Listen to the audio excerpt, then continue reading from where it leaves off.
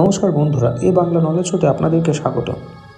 গত কয়েক সপ্তাহ আগে একটি ভিডিওতে আপনাদেরকে জানিয়েছিলাম যে ইরান এবং পাকিস্তানের মধ্যে পাল্টা হামলা লাগাতার চলছিল এবং পাকিস্তান ইরানের ড্রোন হামলার জবাবে ইজ্জত বাঁচানোর জন্য এবং তাদের দেশের মানুষের দাবি রাখার জন্য ইরানের ভেতরে একটি মিসাইল হামলা চালায়।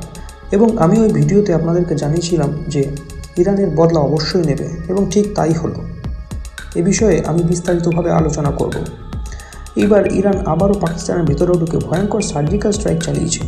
আর এইবার না মিসাইলের সাহায্যে হামলা চালানো হয়েছে, না ফাইটার জেটের সাহায্যে সার্জিক্যাল স্ট্রাইক চালানো হয়েছে। ইরানের সেনাবাহিনী স্থলপথে পাকিস্তানের ভেতরে ঢুকে ভয়ঙ্কর হামলা চালিয়েছে, যা পাকিস্তানের কাছে একটি অত্যন্ত লজ্জার বিষয়। কারণ কোনো দেশের সীমানা পেরিয়ে বিনা বাধায় সেই দেশের ভেতরে ঢুকে হামলা চালানো এই দেশের পক্ষে একটি অত্যন্ত লজ্জার বিষয়। যদিও পাকিস্তানের ক্ষেত্রে তা প্রযোজ্য নয়, কারণ সারা পৃথিবীতে এই দেশটির মান সম্মান বলে কিছু নেই এবং এই দেশটি ইরানকে যথেষ্ট ভয় পায়। এবং যখনই ইরান পাকিস্তানের ভেতরে ঢুকে হামলা চালায়, তখন পাকিস্তান যথাসাধ্য চেষ্টা করে সেই হামলার খবরটি ধামাচাপা দেওয়ার, কিন্তু প্রত্যেকবারই সেই খবর গোপন করতে তারা ব্যর্থ হয়। আর ইরানের এই হামলার খবরটি সম্পর্কে আপনারা একটি নিউজ পেপার আর্টিকেল স্ক্রিনে দেখতে পাচ্ছেন।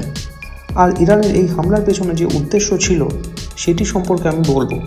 পাকিস্তানের ভেতরে একটি জঙ্গি সংগঠন রয়েছে, যেটির নাম হলো জৈশ আল আদল, এবং এই জঙ্গি সংগঠনটিকে পাকিস্তানি সেনাবাহিনীই তৈরি করেছে, যাতে এই জঙ্গি সংগঠনকে কাজে লাগিয়ে ইরানের ভেতরে হামলা চালানো যায়। এবং এই জঙ্গি সংগঠনটি গত কয়েক মাসে বেশ কয়েকবার ইরানের ভেতরে হামলা চালিয়েছে, এবং পাকিস্তান সবসময় চায় এটিকে কাজে লাগিয়ে ইরানের সেনাবাহিনীর ওপর হামলা চালিয়ে ইরানকে সবসময় যাতে চাপে রাখা যায়।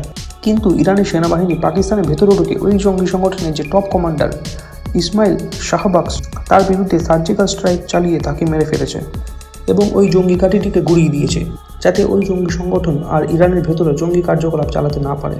আর এক মাসের মধ্যে দ্বিতীয়বার পাকিস্তানের ভেতরে ইরানের এই হামলা পাকিস্তানের কাছে একটি অত্যন্ত লজ্জার বিষয়।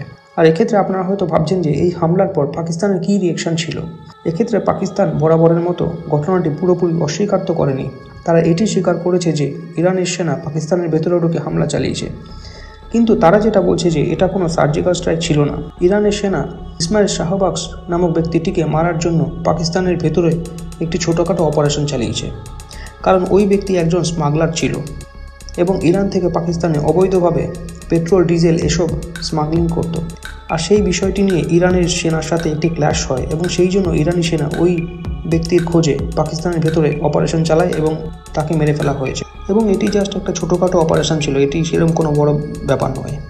এক্ষেত্রে পাকিস্তানের মিডিয়া সার্জিক্যাল স্ট্রাইক টার্মটিকে অ্যাভয়েড করে ঘটনাটিকে ধামাচাপা দেওয়ার আপ্রাণ চেষ্টা করেছে, কারণ পাকিস্তান সবসময় যেটা দাবি করে যে তারা পৃথিবীর সবচেয়ে শক্তিশালী দেশ এবং সামরিক শক্তির দিক থেকে আমেরিকাও তাদের ধারে কাছে নেই।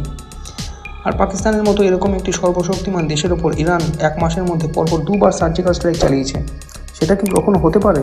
আর লাস্ট টাইম ইরানের হামলা জবাবে পাকিস্তান ইরানের ভেতরে একটি মিসাইল হামলা চালিয়েছিল ইজ্জত বাঁচানোর জন্য। এখন দেখার বিষয় এটাই যে পাকিস্তানের ভেতরে ইরানের এই সার্জিক্যাল স্ট্রাইকের জবাবে পাকিস্তান পাল্টা হামলা চালায় কিনা। আর এই বিষয়ে কোনো আপডেট আসলে আমি আপনাদেরকে জানাবো।